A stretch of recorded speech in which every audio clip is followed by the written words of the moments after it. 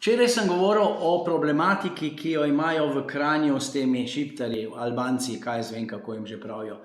Ampak evo, na Ptujskem več primerov prijav prebivališča brez vednosti lastnikov. Ja pa kaj delajo te upravne enote? Kaj tiste babe so res pripravljene za 50 € narediti karkoli protizakonitega, protislovenskega, za uničevanje države?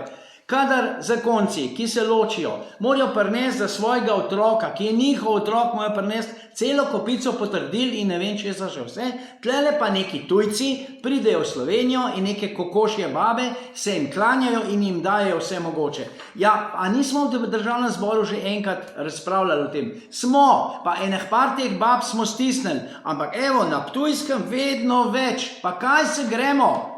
Porka fiks, jaz sem mislil, da konc je bolj slovenski, ma zgleda je tudi tam enih pete kolone, ki je verjetno ostanki bivših oficirjev, bivših miličnikov in podobno.